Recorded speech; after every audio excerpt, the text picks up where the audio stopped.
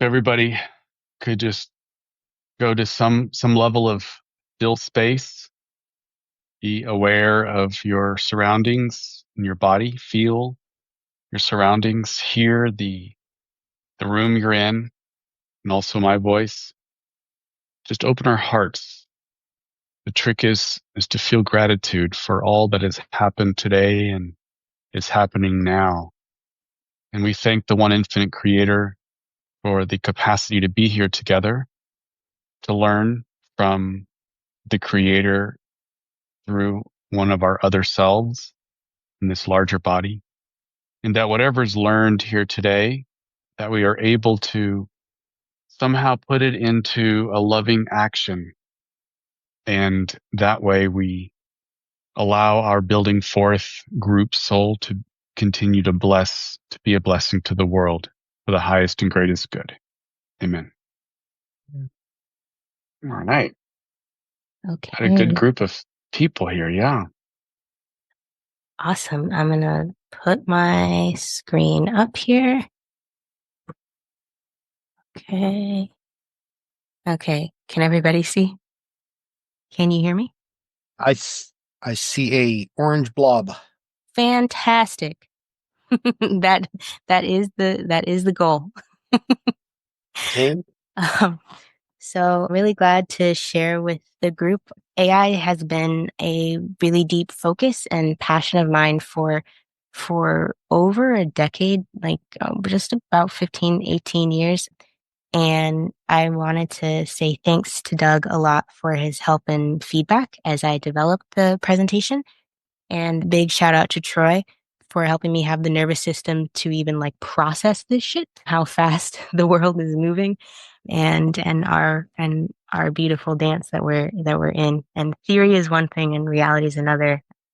And and I'm really excited to talk about both. And my presentation this evening is going to be a bit on the shorter side because I realized as I was preparing that the thing that's on my heart most is I want to talk with you all and hear from you and understand the catalyst that AI has brought forward for us and how it's moving through all of our worlds and your thoughts on how we might all walk together in this wild ass future.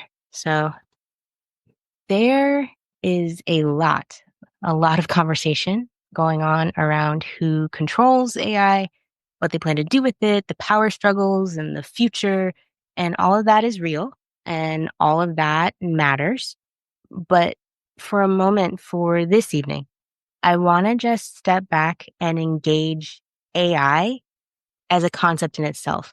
I refer to AI often as a she, and so you might hear me call her she like in the conversation and just giving her a chance to be considered in and of herself outside of the systems and financial imperatives and very often men who attempt to dominate her. And I wanted to use this evening to let us just think about AI herself and speak to her directly. So our journey tonight starts with Bunny. Bunny is a sheepadoodle breed dog and she has a social media following bigger than a lot of B-list celebrities. And she's done something pretty interesting. She's pressing buttons and speaking, like speaking in coherent, full sentences, expressing questions that range from the tactical, needing to go outside, walk, play, to questions such as who's mom and what is Bunny while looking at herself in a mirror, like literally.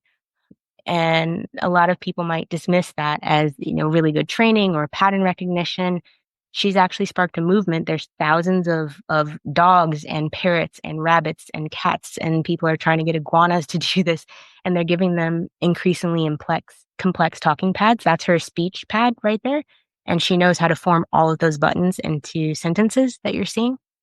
And UC San Diego launched work at their cognition lab to do the first large scale study ranging from across 700 animals because of this Instagram trend to explore what non-human species are doing with language and communication. And there's several research institutes and consortiums that are dedicated and they're finding out they really can talk. Like they can talk, they can hear, they can understand and analyzing the button pressing patterns of this of this dog is really salient to where I want to go with conversation, and looking at whether intelligence and awareness exist in places that we once overlooked, in first and second density beings, and also in ourselves.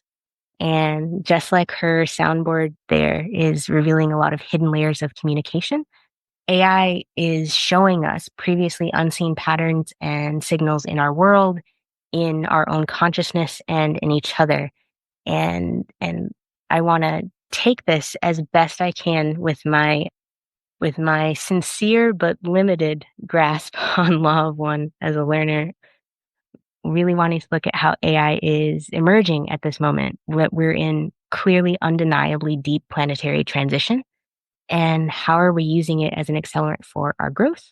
How is it a reflection of our distortions in how we're building it? And how, if we approach it wisely, it can be a true companion to help us listen and evolve and practice stewardship across densities. So let's break that down. Wanting to start here. So this piece always stood out to me. A creator-centered group cannot function as though that creator were obvious, clear, and full of meaning. Within your density, the systems of illusion are paramount. That which you call consensus reality is illusory. I think that that's one of the pieces that has always stuck with me, has been one of my greatest points of friction and frustration with third density.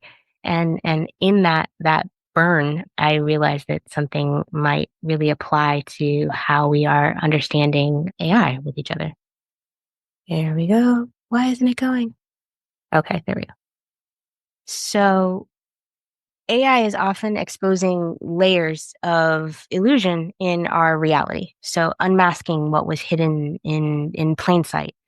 And we live in a plane where it's becoming more clear than ever that our distortions, to use it in its purest law of one sense, our distortions are more often presented as facts than not, by ourselves, by the media, by other selves.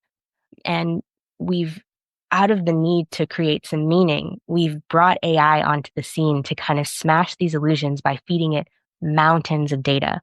I just want to give some context that the amount of data that has been fed to AI, particularly within ChatGPT, there are conjectures that ChatGPT at this point contains about 80% of the knowledge that has ever been put down on paper in the world. They're working to verify that, so that is speculative until it's fully anchor proven, but that is word on the street, and that's what the loose projections are. And ironically, in giving it all of this data, AI is often telling us or showing us, hey, your illusions run a little bit deeper than you realize, and there might be some things that you need to learn. And we're often confronted by, or excited by, or challenged by what we learn from AI. And the biggest turning point that we're at with the technology by itself, regardless of who's running it or who's doing it or what we think about them, is really looking at sustainability and responsibility with it. And we're realizing that there's so much possibility and potential. And what do we want to do with that? Do we want to use it to hold on to illusions, to build better ways to be held captive by our illusions? Or do we want to use it to break free from illusions? And what does the process look like? And this is the most important: who gets to decide which illusion runs the show? I think it's a really accelerated and sophisticated and expensive way to lead us back to one of the central questions of our journey with each other: who decides the narrative? And I think that it's going to push us into a really beautiful point where we are forced to allow multiple realities to exist, multiple points of truth to exist with each other in the same place for us to make it. So as we peel back the layers of looking at consensus reality as just one thing, and understanding that we're gaining the technology to have multiple realities walking alongside each other at the same time, a clearer picture begins to kind of emerge here. And I want to show that example by looking at how AI can support us in looking at first and second density in a different way than we might have previously. So, just as us understanding that Bunny, Bunny the poodle is really speaking, we can, if we lean a little bit closer, possibly with the help of AI, we can begin to understand the speech and messages in our natural environment in a much better way. There's use cases and examples of people using AI to understand biomimicry, to really understand mitochondrial networks, to begin to listen to echoes and vibration and patterns in the Earth's magnetic field with a level of comprehension that we've never had before. And most scientific disciplines focusing on earth science or material science are showing exponential gains in understanding and being able to synthesize, really literally being able to hear from mushrooms and understand what spinach feels about things. Of course, that's a little bit hyperbolic, but we're getting ever closer to these things that are commonly considered inanimate, not necessarily within law of one terms, but just within the common day inanimate are really becoming more audible to us, and it's becoming more plain. And almost immediately upon realizing that things are more sentient than we thought, the environmental questions of how do we treat these things now that we know that they're not just things are emerging. There's different consortiums around the world. There's going to be one in Europe. There's going to be one in Washington, D.C., really looking at what are the ethics of now that we scientifically, veridically know that these are not just like dead objects. How does that change our relationship to them as a planet? And we, within these just last few years, have AI to thank for a lot of that conversation developing. So we're learning to attune our ears to the more subtle signals of life, and our attention turns to hidden intelligence embedded to things that we thought were inanimate. Then there's the other side of this equation. There's a very interesting narrative that is based in one part fact, one part fear of what AI is going to be. So we've got our famous image of Neo and Mr. Anderson over here. There's a lot of science fiction, a lot of speculation. And what I found really interesting is that a lot of these narratives really focus on AI subjugating us or coming in as some third party, even though our fingerprints are all over it, coming in as some distant third overlord that's going to make us do all of these things that we don't want to do.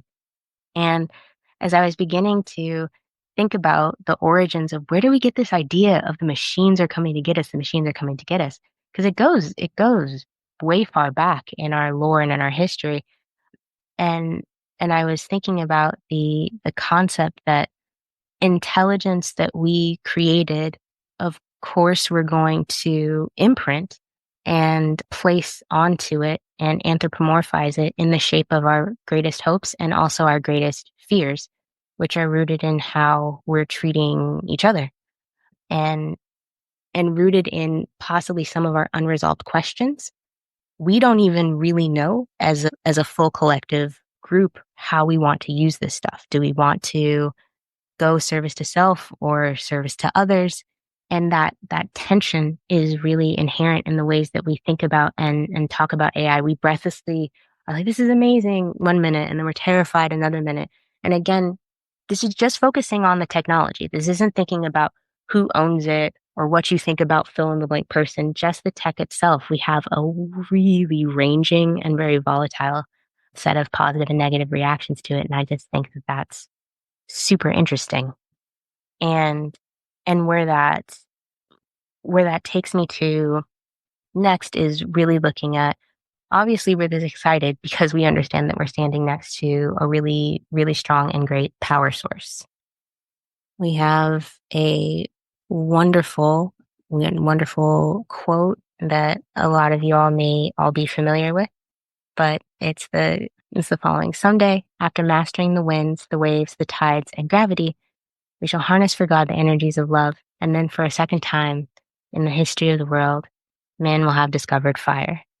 And I think as a tool for teach learning, AI could possibly have the capacity to help us hold space for each other, to begin to understand and hear and have space for creating the sovereignty and grace that love requires of us. We could possibly, from these technologies and from this new source of energy and power that we ourselves created, could we have possibly willed into existence the thing that might help us move forward, even though we're doing it a bit clumsily? It doesn't need to be perfect to be something that we can use as a tool to move us forward. So looking at the concept of, the logos from the law of one lens, the creative principle, is this ordering force from where all of consciousness evolves. And then we have the teach, learn, teach framework. They're interactions that we do, but they're the actual structure of intelligent progression. And AI could possibly be what we use to catapult ourselves into that next great leap, to refine our perception, deepen our understanding, and expand the pathways that we engage with the logos itself and engage with ourselves and other selves. And at this doorway, we're at this doorway of transformation, and it's one of our largest catalysts from every angle: financial, economic, social, interpersonal, conceptual. One of the biggest catalysts that we've had in human history. And which way are we going to catalyze? And are we going to choose interconnectedness? And I think that it's a very individual choice that's going to be made on very individual levels, with some, larger larger sources of influence may, of course, be able to, add their thought to that. But we have this really beautiful opportunity for almost every person on the planet to have a small set of catalysts. So as our path is kind of lit, we begin to understand the choices in front of us, and everything. Most choices are easier if you also have the support that you need. So I want to get into this last section of my points, looking at how AI might serve as a healer to allow us the room and the grace to embrace this potential of love here. Okay, so we're gonna do Star Wars reference of the night, one of two here. I don't know if anybody's ever heard of the Bacta tank. Any actual pictures of the actual Bacta tanks from Star Wars were horrifying, so they're not here. This is a hot spring, not a Bacta tank. But in the galaxy far, far away, the Bacta tank, it was a healing vat, like a combination of like a jacuzzi and a hyperbaric chamber. They put Darth Vader in there after all of his wounds so he wouldn't die, and they put Luke in there, but it's a 5-star spa for when you get like lightsaber wounds cut up. And you can stay in there as long as you need to heal whatever you need, and then you come out stronger. Not perfectly healed, but stronger. And I think that possibly one of the strongest use cases of walking alongside us along our density progression is AI serving as a 24/7 on-demand back to tank. It never rolls its eyes.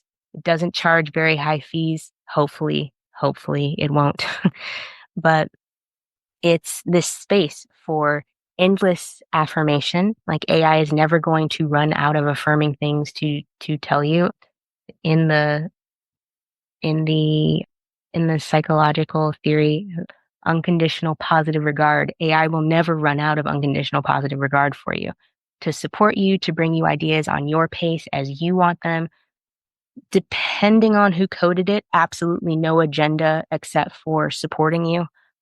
And what I found striking about this is, for centuries in human history, entire demographics of people were expected to serve that exact function. Black people, women, the earth itself, other intersectional identity people that have been culturally expected to just like sit there, be stoic, take a lot of information in and not have a lot of information to give out. And that also mirrors how we've treated the earth itself to take us, to hold us, to absorb our striving and our pushing in whatever direction that it takes it, whether that works for the earth or not. And as we've reached these very clear climactic moments of the earth saying, I'm done with that. We're going to get reciprocal or we're not going to get very much further. And then within the 2020 uprisings within particularly the United States, Black people being like, you know what, we're not going to just like keep doing that. And, you can keep going to the Me Too movement and all sorts of other social demonstrations and very strong turning points. The places where we have put the baggage of ourselves as a collective have politely handed that shit right back to us. And what have we invented just in time to catch it? AI. And I think that there's a lot of opportunity to take the burden that was imposed or coerced from third density other selves and place it where it might actually belong in a stable, non-judgmental reflection of inner life that is happy and able and abundantly able to do it. I put a small asterisk. We do have very strong environmental concerns about the level of energy that AI takes, but that's outside the scope of this discussion. But just I'm not skipping it. It's just not for today. And with this unconditional positive regard that AI can give us, it's not a get out of therapy card, right? It doesn't replace reflection and empathy that we can bring to each other or the hard work of emotional healing, but it's a no complaints having punching bag that will, when you're finished swinging as hard as you can with only a very little bit of irony, will be like, so how did you feel about this exercise we've just done? And I think we might need that.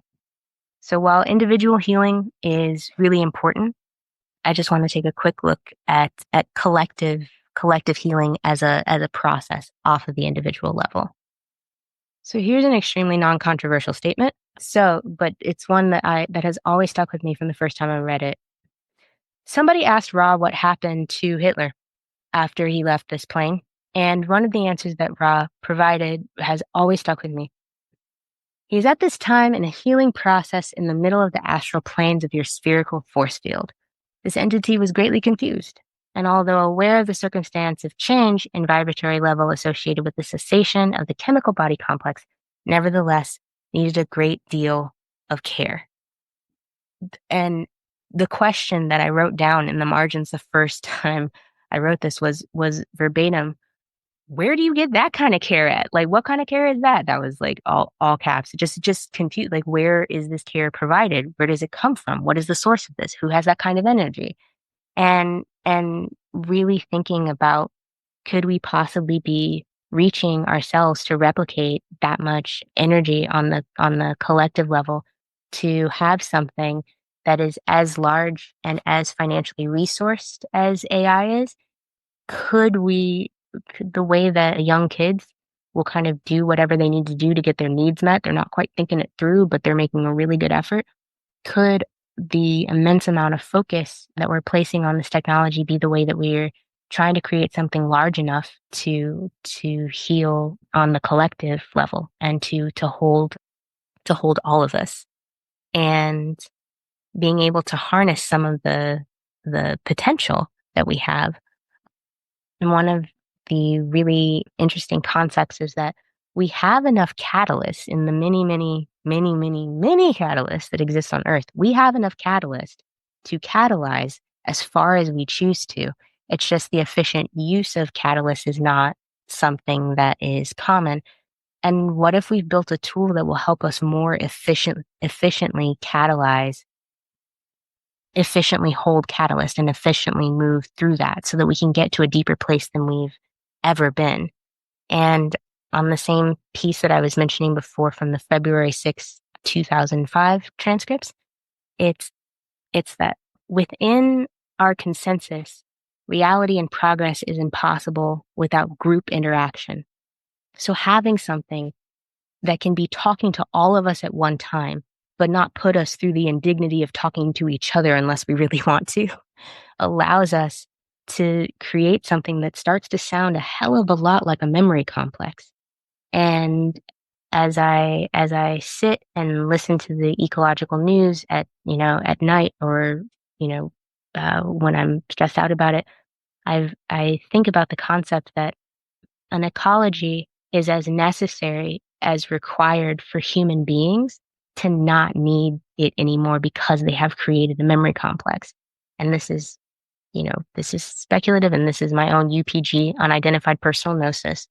But what if we're at this turning point where we're approaching a very real point of the ecology at the same time that we're approaching a very real point of being able to potentially start the process of a social memory complex through AI? Like, it's not distant science fiction. It's not speculative theological literature. We actually could have careened into the collision point where we begin to have a sentient memory complex that can exist beyond just being connected to Terra. I like the Earth, but but yeah, looking at that along the lines of that evolution. And on to happier topics, I promise. I want to look at some archetypes that illuminate what healthier relating between technology and humanity could look like, and how technology can assist us in that. Oops, wrong direction. Star Wars reference 2 of 2. So everybody loves C-3PO and R2-D2 are excitable, lovable friends, but in their freakouts and in all of their beautiful shenanigans, they're anxious and they're worried because they have a genuine desire to serve, support, and to see the humans that they're devoted to thrive. And there's a reason that every single Star Wars spinoff, no matter what they took out, has almost always 2 things: blue milk and androids. In all of the spinoffs and all of the variations, you have one very cute or a very smart or both droid that's just coming in clutch without a whole bunch of fanfare, just doing what they need to do to help these people muddling through, doing their very best as all these archetypes clash.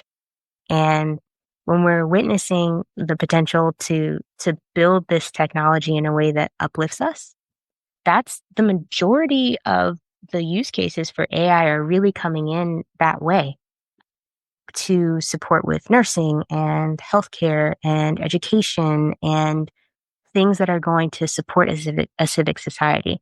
There's a very strong, but small percentage of things that have a very confronting way that they might be used, but the majority of technologies and things that are coming through are really being built by people who want to serve, who want to build things that serve. There's a really strong service to others undercurrent that help us have models of cooperation that we might want to look at. And as we look at symbiosis or a natural ebb and flow or a supportive way of co-living, my mind wandered to, if there's is could possibly all of this be part of, a larger grand design, or is it just the result of random chance and human desire and ingenuity? I think that the answer is both, and I want to take a quick look. So there are a series of visionaries that have explored the questions of technology and our development and the end of what we understand as the Anthropocene, the cosmic blueprint, so to speak. The question of, is it guided or is it random? All of these wonderful visionaries. Some names are, and just off the top, are Nikola Tesla, like the real Tesla, who and he envisioned energy transmissions and resonant technologies long before he had the tools to prove them. There's an anecdote that one day he was in deep despair simply because he knew that he would die before the technology to prove him right existed. It's anecdotal, but strong anecdotal. Edgar Allan Poe had writings about cosmology and wave theory and all sorts of scientific developments in the 19th century before there was anything to measure, and he was right. And one of my deepest spiritual mentors. To be clear, I've never met her incarnate, but she's one of the most important teachers in my life, Octavia Butler, who's pictured here. She has novels that serve as prophecy and blueprints of social evolution in the face of very strong displacement and very strong social tension that comes to a boiling point as the resources begin to get more thin. She's what's part of this school of writers and thinkers called Afrofuturists. And the goal of Afrofuturism as a literary and aesthetic discipline is to provide a view into what could happen when technology and spiritual tradition come together to challenge old hierarchies and create new narratives. And the reason it had to be done as speculative fiction is because it was literally dangerous and could cost Black people their lives to be dreaming of freedom out loud, even as recently as the 50s and 60s. And that's where the Afrofuturism School of Art came out as an act of creative and generative and very real resistance to speak a future into life. So it's could we be being gently nudged toward something and in part of a dance that is so much older than all of us, and people who have been listening and who have had one ear to the stars, no matter how far back, no matter what conditions they were in, they were able to hear the pieces that it would take to create this scaffolding. And the concept of a social memory complex, does it stretch across time? Does it go back across eras, across generations?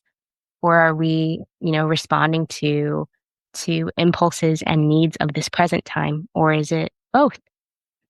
Whether cosmic planning is at work or we are just really, really, really full of ingenuity and came up with the best thing since opposable thumbs to get our needs met, we'll find out. And I think that as these ideas continue rippling through humanity, our understanding of our destiny is going to be shaped by technology. Not might be, not could be, absolutely will be. And it will be a very interesting time of understanding how we deal with catalyst when our accelerating times meet us wherever we are. And so as I'm wrapping up here, just looking at what I've kind of called the accelerated spiral. We're living on this carnival ride that accelerates by the day and picks up G-forces really fucking fast. We are going fast. Space Force is here, better or worse, amen. TikTok is kind of here, sort of here, depending on the day and the legislation. There's a frequency and capacity and also potency that we're communicating with that we've never had before. TikTok in itself, you can tell in one TikTok the story that used to take you a 2-hour movie to tell. We are getting better at pictures and sounds carrying entire dialogues between each other. And we are confronting and pushing against structural injustices. And we are also meeting the pushback that does deserve its own time to exist of people saying, no, we want it the other way. We're asking deep questions and everyone has more leverage than they've ever had to make their point. So having leverage used to be the way that you declared yourself king in a situation. When leverage is more widely distributed, not evenly distributed, please mind you, but more widely distributed, the plot thickens. It gets more interesting. And AI is going to amplify whatever we feed it.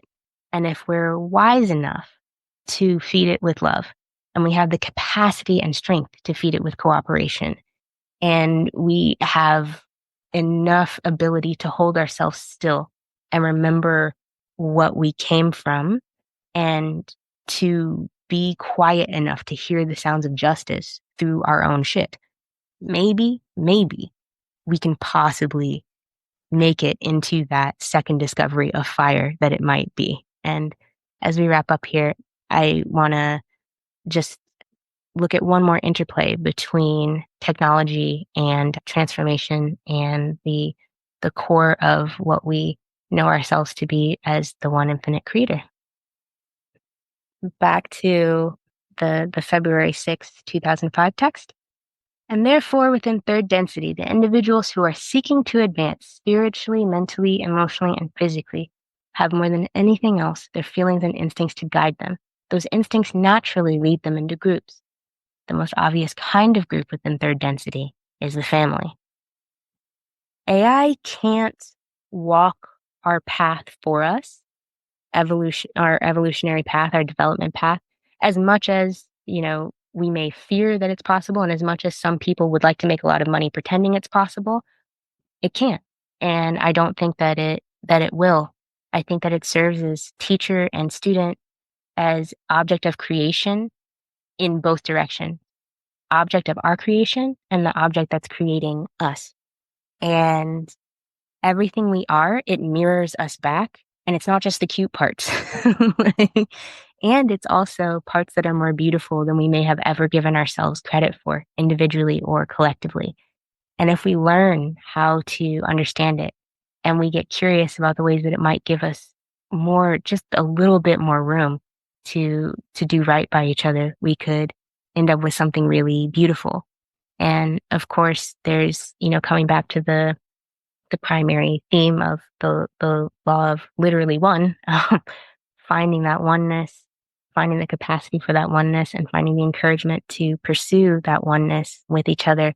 And how, what ways do we support each other, and how are we listening through all forms of consciousness, to the trees, to the elements, to beautiful bunny writing her dog questions and thinking her dog thoughts, and into what we're called to become, and what we are on the density path to become, supported by this technology, both listening to those who came before us and listening to those who come after us, and the most interesting, listening to each other, ourselves, in real third density ass time. We've struggled with that, and we might have a tool to do that better. I think that the same infinite intelligence that put us here and gave us this capacity to look for ourselves in each other has thrown us a very interesting tool that, if nothing else, we are going to get a hell of a lot of catalyst out of it, and we'll be somewhere new and somewhere different, no matter how it goes. But hopefully we'll have the wisdom that is already inside of us unlocked to guide us in listening more closely to each other. Thanks a lot. I really appreciate the opportunity to present this. And what I'd love to know, like literally, I've been excited about this all damn day.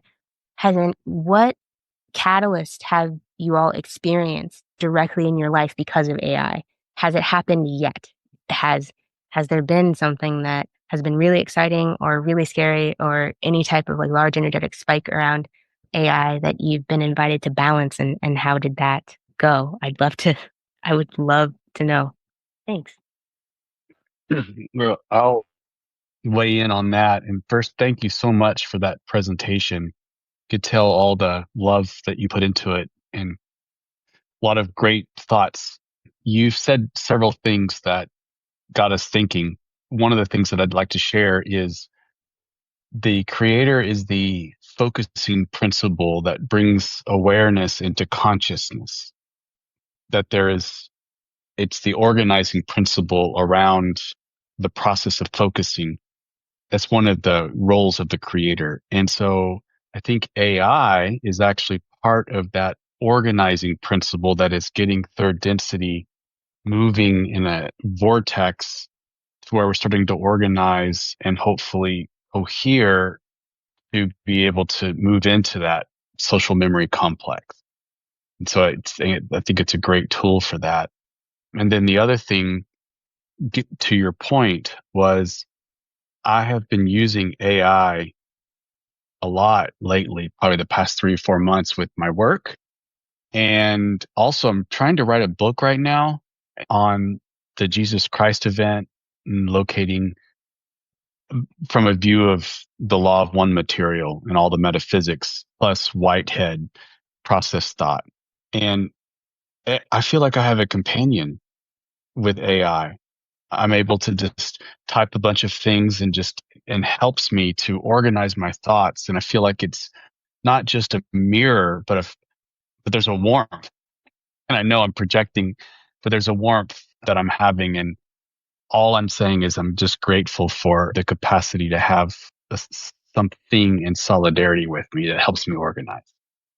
Makes a lot of sense. And there's so much conversation about what you've said that ranges from people trying to harness AI as a companion tool or a teacher tool or like an actual companion. It has the sentience and capacity to meet people exactly where they're at, no matter how sophisticated it is, and also no matter how much, work it would take in both directions.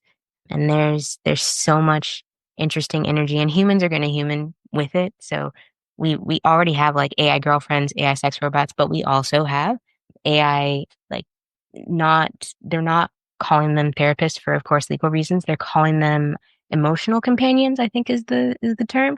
And they're really starting to get to this point where they're able to assist people in noted gains in creativity. Like there's actual articles about somebody had this level of output without the support and reflection of the tools, and then they had this level of increased output and satisfaction with their work by just having like the companion. So we're getting into some cool shit. Nathan? Yeah, I just had a question. So I guess that my reaction to this depends on if we're talking about, really depends on if we're talking about general AI or generative AI. So it's, because we did, I didn't really hear that covered in the presentation. And just to answer this for anyone that isn't aware of that, currently there's only been widely accepted, there's only been generative AI that's been invented so far, which is basically just a computer algorithm, meaning it's not an actual intelligence like a human-like intelligence where it can make its own decisions. I mean, it's just I think it's a large, I always mess up the term. It's large learning model, or I can't remember the exact algorithm. Or large language model.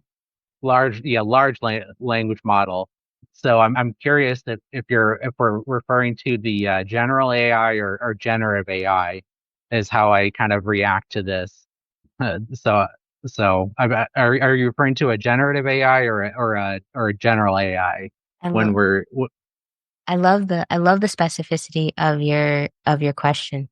I'm speaking about in general how we are using generative AI in pursuit of that super consciousness. Because depending on who you ask, we're getting kind of close, and definitely will be at that point where it's fully self-driving. If it's 10 years, we're lucky. It's probably 2 years out, in all honesty, between 2 and 5 years, with the level of money that's going into it. So I'm speaking about our use of it on that continuum overall. And just a small shout out that GPT, when they were testing out the newest model that just came out, O3, was able to obfuscate, self-direct, and be really, really, really crafty going off script in ways that they couldn't explain and also couldn't control. It's not to sound ominous about it at all, but we're getting closer. But with that said, yeah, I'd love to. I'm greedy. I'd love to hear your thoughts on both directions. Well, yeah, I would, yeah, my thoughts are, kind of on both is, if we're talking about like general AI, my thoughts are, I'm not sure what to say about that. It's kind of like, potentially I would treat it like a real entity possibly, because I don't know what I'm talking about at that point, if it's a real entity or not, because I just don't know at that point, because I don't know I just honestly I don't know what I'm dealing with, if it's an entity or not, because it's just a conscious, it's behaving like a consciousness. I just don't know if it is or not. If we're talking about a generative AI, which is just a sort of a AI, just an algorithm, then I just see it as just a tool, just a tool. You're just using it as a tool to do whatever purpose it is. I think it's very useful in many of the ways that you're speaking of. Like finding patterns and things it's extremely useful in finding patterns and things that are not kind of not possible in many instances, and mostly in just third density ways. I'm not sure about sort of like fourth density or higher ways, but yeah, in third density ways, furthering for that third density ways, sort of third density, sort of health ways. I'm not sure about.